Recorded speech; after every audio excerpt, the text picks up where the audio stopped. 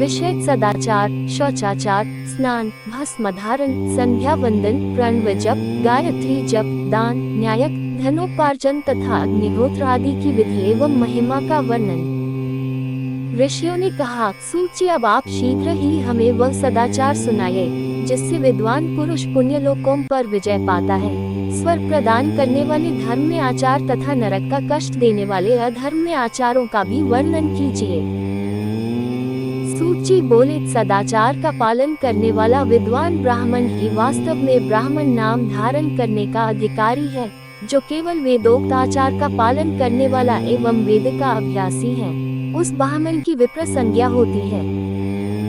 सदाचार, वेदाचार तथा विद्या, इनमें से एक एक गुण से ही युक्त होने पर उसे द्विज कहते हैं, जिसमें स्वरूप मात्रा से ही आचार का पालन देखा जाता है, जिसने वेदाध्ययन भी बहुत कम किया है तथा जो राजा का सेवक, पुरोहित, मंत्री आदि है, उसे क्षत्रिय ब्राह्मण कहते हैं। जो ब्राह्मण कृषि तथा वाणिज्य कर्म करने वाला है और कुछ कुछ ब्राह्मणोचित आचार का भी पालन करता है, वह वैश्य ब्राह्मण है तथा जो स्वयं ही खेत जोतता, हल चलाता है, उसे शूद्र ब्राह्मण कहा गया है। जो दूसरों के दोष देखने वाला और परद्रोही है, उसे चांडाल द्विज कहते हैं, जिसमें स्वरूप मात्रा में ही आचार का पालन देखा जाता है।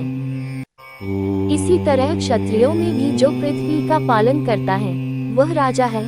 दूसरे लोग राजत्वहीन क्षत्रिय माने गए हैं। वैश्यों में भी जो धान्य आदि वस्तुओं का क्रय विक्रय करता है, वह वैश्य कहलाता है। दूसरों को वणिक कहते हैं। जो ब्राह्मणों, क्षत्रियों तथा वैश्यों की सेवा में लगा रहता है, वही वास्तव में शूद्र कहलाता है।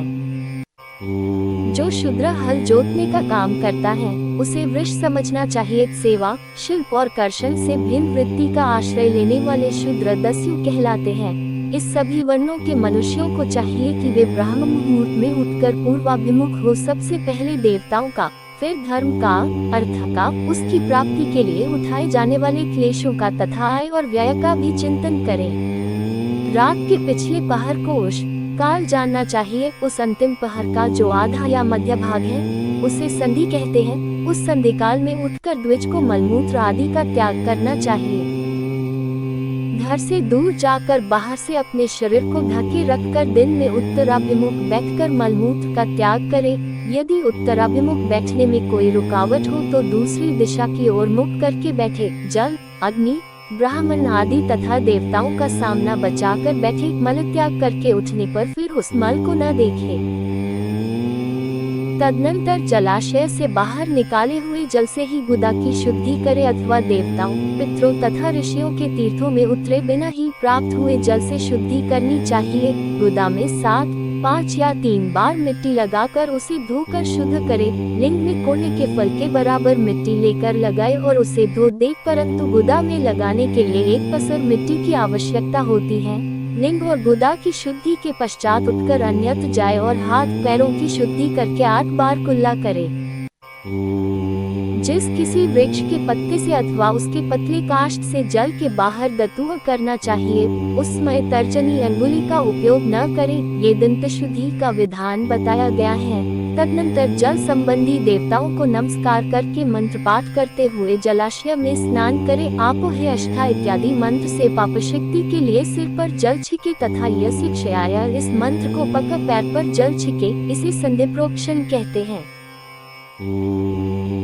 आपो हे अष्टा इत्यादि मंत्र में 3 ऋचाएं हैं और प्रत्येक ऋचा में गायत्री छंद के 3-3 चरण हैं।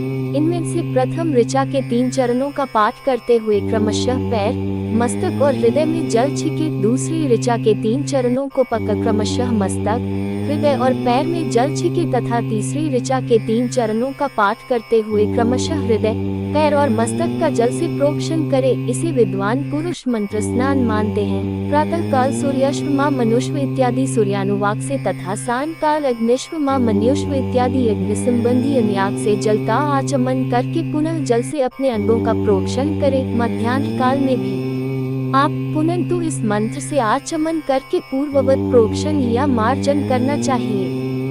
प्रातः काल की संध्योपासना में गायत्री मंत्र का जप करके 3 बार ऊपर की ओर सूर्य देव को अर्घ्य देने चाहिए। ब्राह्मणों मध्याह्न काल में गायत्री मंत्र के उच्चारण पूर्वक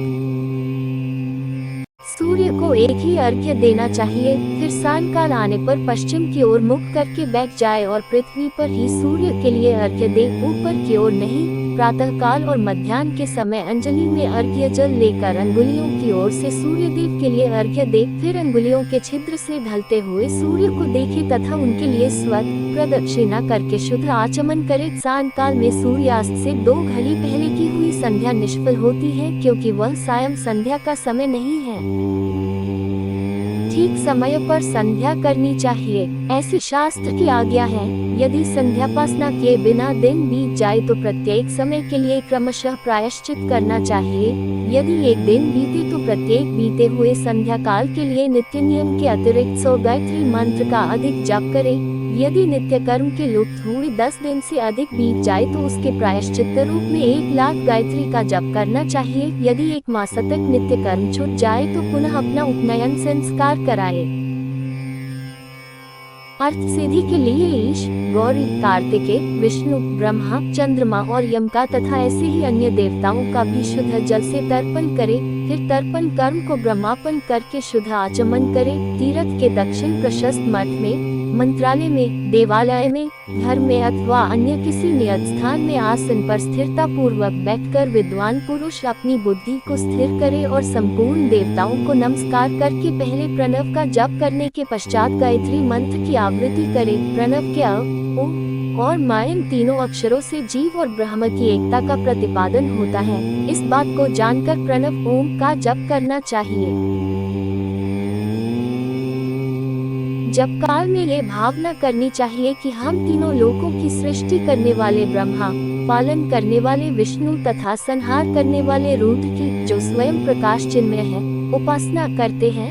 ये ब्रह्मस्वरूप ओंकार हमारी कर्मेंद्रियों और ज्ञानेंद्रियों की वृत्तियों को, मन की वृत्तियों को तथा बुद्धि वृत्तियों को सदा भोग और मोक्ष प्रदान करने वाले धर्म एवं ज्ञान की ओर प्रेरित करे। प्रणव के इस अर्थ का बुद्धि के द्वारा चिंतन करता हुआ जो इसका जप करता है, वह निश्चय ही ब्रह्म को प्राप्त कर लेता है। अथवा अर्थानुसंधान के बिना भी प्रणव का नित्य जप करना चाहिए। इससे ब्राह्मणत्व की पूर्ति होती है। ब्राह्मणत्व की पूर्ति के लिए श्रेष्ठ ब्राह्मण को प्रतिदिन प्रातः काल 1 सहस्त्र गायत्री मंत्र का जप करना चाहिए। मध्याह्न काल में 100 बार और सायंकाल में 28 बार जप की विधि है। अन्य वर्ण के लोगों को अर्थात क्षत्रिय और वैश्य को तीनों संध्याओं के समय यथासाध्य गायत्री जप करना चाहिए।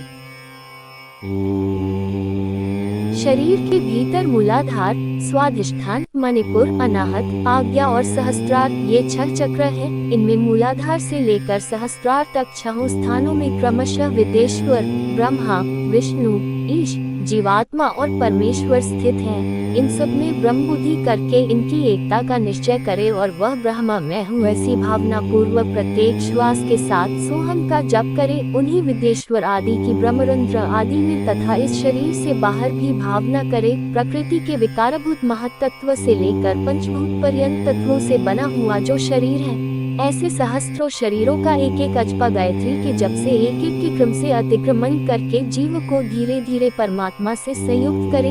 ये जप का तत्व बताया गया है। 100 अथवा 28 मंत्रों के जप से उतने ही शरीरों का अतिक्रमण होता है। इस प्रकार जो मंत्रों का जप है, इसी को आदिक्रम से वास्तविक जप जानना चाहिए। सहस्त्र बार किया हुआ जप ब्रह्मलोक प्रदान करने वाला होता है, ऐसा जानना चाहिए। 100 बार किया हुआ जप इंद्रपद की प्राप्ति कराने वाला माना गया है। इससे अधिक समय तक नियम का उल्लंघन हो जाए तो पुनः नए सिरे से गुरु से नियम ग्रहण करे।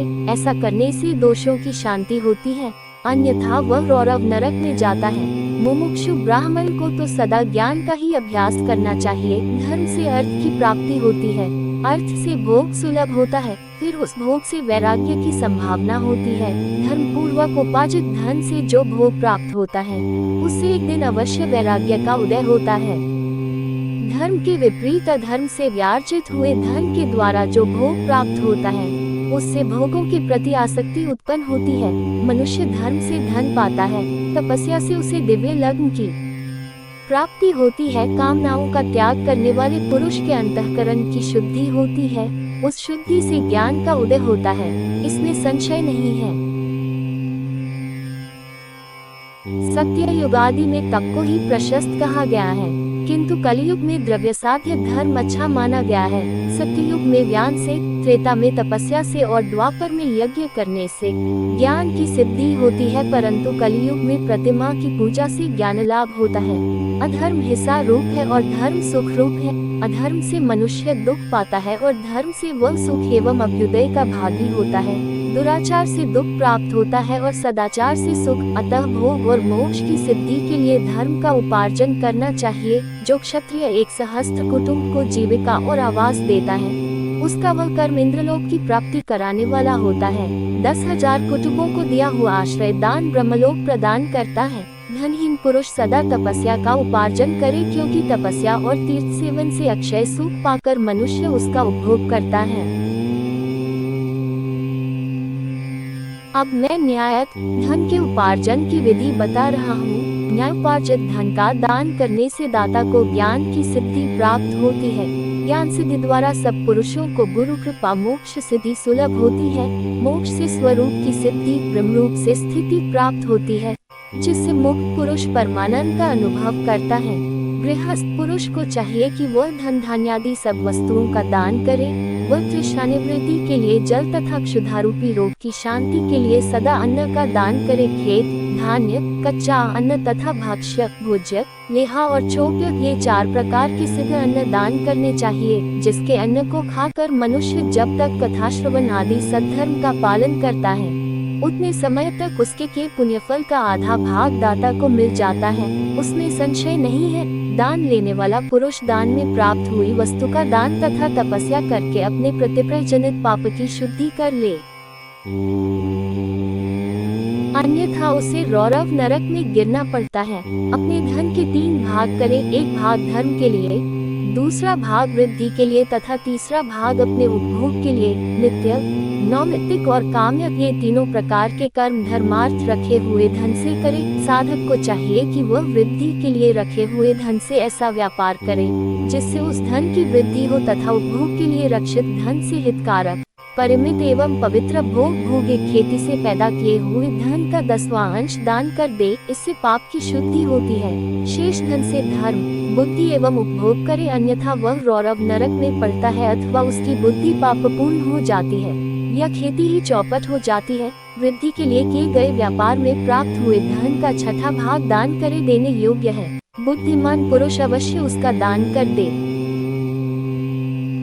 विद्वान को चाहिए कि वह दूसरों के दोषों का वर्णन न करे। ब्राह्मणों दोषवश दूसरों के सुने या देखे हुए छिद्र को भी प्रकट न करे। विद्वान पुरुष ऐसी बात न कहे जो समस्त प्राणियों के हृदय में रोम पैदा करने वाली हो। ऐश्वर्य की सिद्धि के लिए दोनों संध्याओं के समय अग्निहोत्र कर्म अवश्य करे। जो दोनों समय अग्निहोत्र करने में असमर्थ हो, वह एक ही समय सूर्य और अग्नि को विधिपूर्वक दी हुई आहुति से संतुष्ट करे। चावल, धान्य, घी, फल, कंद तथा हविष्य, इनके द्वारा विधिपूर्वक स्थाली पाक बनाए तथा यथोचित रीत से सूर्य और अग्नि को अर्पित करे। यदि हविष्य का अभाव हो तो प्रधान होम मात्र करे। सदा सुरक्षित रहने वाली अग्नि को विद्वान पुरुष अजस्त्र की संज्ञा देते हैं अथवा संध्या काल में जप मात्र या सूर्य की वंदना मात्र कर ले। आत्मज्ञान की इच्छा वाले तथा धनार्थी पुरुषों को भी इस प्रकार विधिवत उपासना करनी चाहिए, जो सदा ब्रह्मयज्ञ में तत्पर होते हैं, देवताओं की पूजा में लगे रहते हैं, नित्य अग्नि पूजा एवं गुरु पूजा में अनुरक्त होते हैं तथा ब्राह्मणों को तृप्त किया करते हैं। वे सब लोग स्वर्गलोक के भागी होते हैं। ओम नमः शिवाय।